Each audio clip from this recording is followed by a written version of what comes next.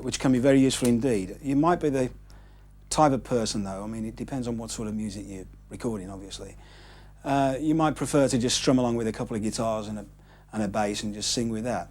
But for my type of music I like to use quite a lot of instrumentation, and obviously you're confined with the sort of size of the studio room, which you probably will be if you're doing it in the bedroom. I mean there's no way that you could wheel the Halley Orchestra in there to play, but you could get the Halley Orchestra on one of these, which can work out very well indeed. The samplers are connected to these monitor screens up here, which makes it much more easy for me to see which disc is loaded up and which instruments I'm likely to play. I've got a drum set up here at the moment and a bass guitar, brass section. The drums here I've got on different MIDI channel numbers to allow me to have separate control over each drum. You could send all the drums to one MIDI channel number 1, but in that respect you would only be able to control it with one fader on the desk. But now I can send each one of those to a different fader. So 1 is the bass drum, 2 is the snare drum, 3 is the hi-hat, and 4 are the cymbals. Right, now we're going to talk about the computer.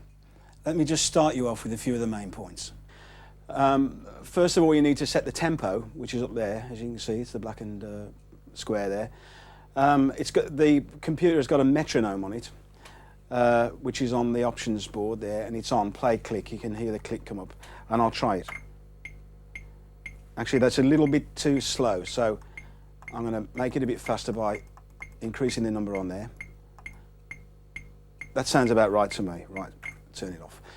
Now the MIDI setup. You go up to the MIDI file there, press MIDI through, and you notice that it says auto off channel 1 there. That is a default number that the computer sets up for you. I find that it's a good idea to turn that off so that it will pick up any MIDI channel that you throw at it. Also, there's a remote thing there. This is for setting up a key on your synthesizer or keyboard so that you can press a note on the synthesizer and the computer will start. It's to save you keep running across the room and messing about with it. I've got it on C5, which is quite a high note on the keyboard that you don't use very often in most songs. Right, now we need to set up for the drum pattern. You remember that I had 4 lots of drums set up on my sampler, and the bass drum is on MIDI channel 1, which I've got there, A1. Now we go up to quantize, which is this one here, which is basically the amount of time units that you want to squeeze into a bar. And unless you're Shostakovich or somebody, you wouldn't want 7/6/8 there. So as we're doing a bit of rock and roll, I take it down to 16. That's about as much as we'll need for that. And also then we'll select our MIDI channel number, which at the moment I've got it onto A1, which is the drums. First of all, it's always useful to have a count in at the beginning of the song, obviously. So what we'll do there is we'll keep pattern number 1 as the counting pattern. So I'll drag down the second pattern there, and I'll rename that pattern too. And we'll put our hi-hat count on there. First of all, we have our metronome counting, and then you'll hear the hi-hat.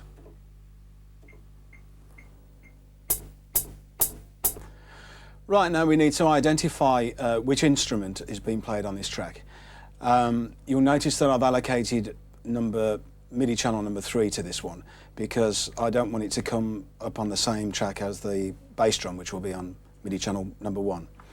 So here we go, we'll just type in an ident for that. Right, we'll keep the counting on pattern number 1 and we'll drag down another pattern here, pattern number 2. And down here we've got the amount of bars that you have in a pattern. So we'll just put it to 1 bar, which is enough for the counting. And then now we're on pattern 2 and we'll carry on with our drum loop. Righto, metronome comes in.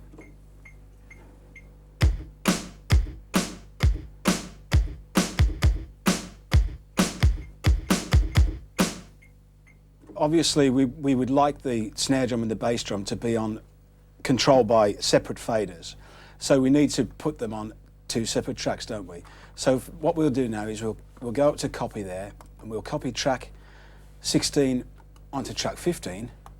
So in effect, we now have 2 tracks, both with snare drum and bass drum on each one. So now we go into the edit mode. This will be the bass drum track, this bottom one here, number 16. We'll go into the edit mode and we'll find, there's the bass drum, there's the snare drum, but we don't really want the snare drum on the bass drum track. So what we'll do is we'll select the snare drum, we'll go up to functions here where it says delete events. The snare drum comes up as the note D, so it's in the delete mode, we just delete it. So that now we're left with just the bass drums and no snare drums. So now we go back to the original screen. That's your bass drum. This is your snare drum. You do the same job on this one, but now we get rid of the bass drum instead. We'll see bass drum, snare drum, bass drum, snare drum. We'll select the bass drum. We'll go up to delete events. The bass drum is on the note C, and we'll delete it. We'll get rid of it. Now you've got snare drums and no bass drum. So now what we do, we'll type in a title for both of those, and we'll select a different MIDI channel number for the snare drum, which we'll make as number 2. So now number 1 will come up on the first fader on your desk, and number 2 will come up on the second fader on your desk, and you've got independent control over both. We now form these 2 tracks into a loop, which I'll select the loop there, and a loop isn't the number of bars, it's the number of beats. So as it's a 4-bar pattern, we'll select it to 16, which is quite a comfortable pattern length, beat length to have. Right, you've selected those, and now you can play that and it will cheerfully go round and round forever if you wanted to.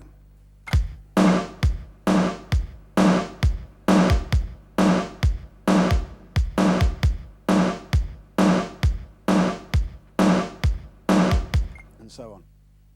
Right, we're now selecting our MIDI channel number for the bass, which I think might be good to go into number 5. For the bass, you'll find that you have to transpose the keyboard down an octave, which is obviously 12 notes. Here you go.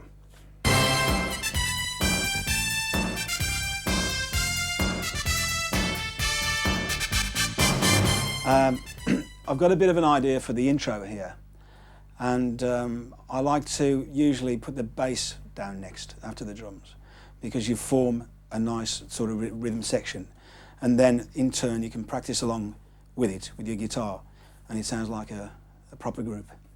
First of all, we bring the fader up to the bass guitar, which the relevant MIDI channel is plugged into, and we'll have a quick donk on the keyboard to see what it sounds like. Actually, that sounds a little bit thin for me, so we'll bang a little bit of EQ in it, shall we? Stick some more bass in, maybe a bit of lower middle, and let's try it again.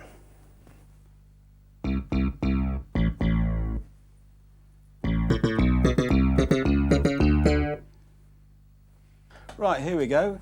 Starting off with a remote key, you'll hear the counting come in on the hi-hat, and then we'll have a rock. Computer on.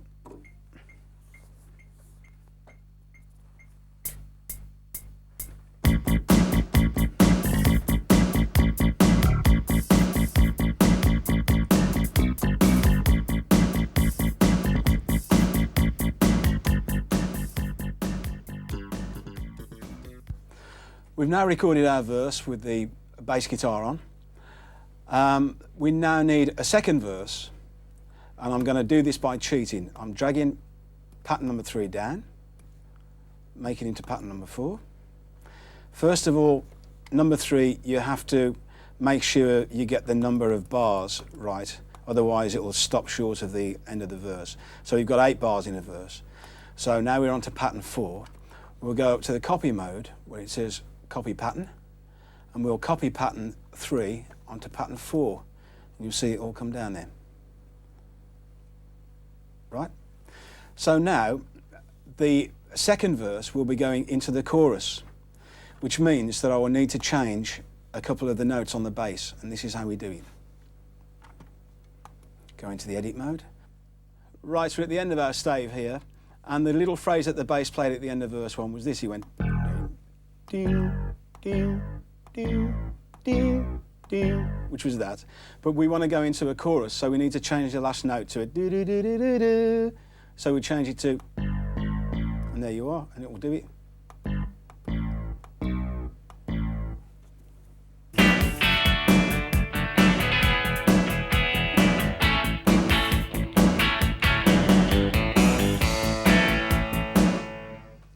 Right, I've had a little go at doing the bass guitar, and it seems to have come out okay.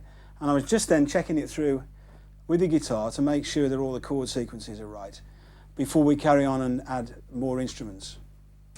Right, as I was running through with the guitar there, I had a little bit of a sing along with it as well, to find out where the lyrics were. Obviously, I haven't written all the lyrics yet, but it's nice to find out where the gaps are so you can fill them in and colour them with other instruments, which I'm just about to do. Obviously, with this sort of equipment, you can get loads of sounds, and but for this particular song, I had a go at using a bit of a brass sound, and it was a little bit over the top. It got in the way of the words a bit, so it needs something a little bit more subtle, which is more like a synth type sound, like this one. Here we go.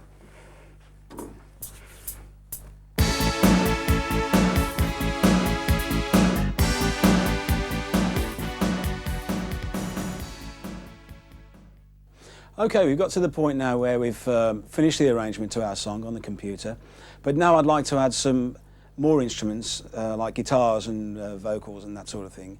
So obviously we need to record those onto tape, which I shall be using my multitrack machine, which means that obviously we need the tape to run in sync with the computer, and the way to do that is to stripe a time code onto the tape, so that when it's played back, that code will drive the computer.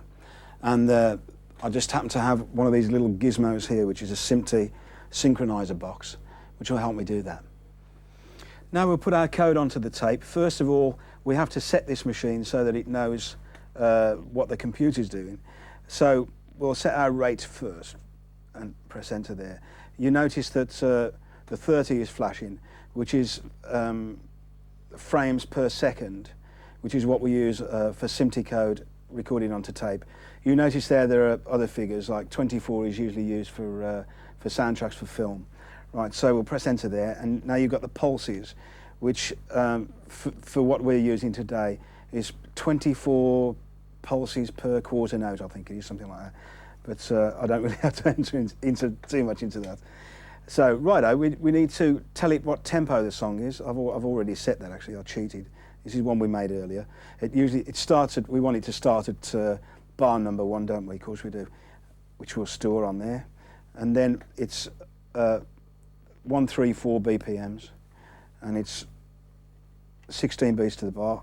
And just to be on the safe side, I've set that at the amount of 200 bars.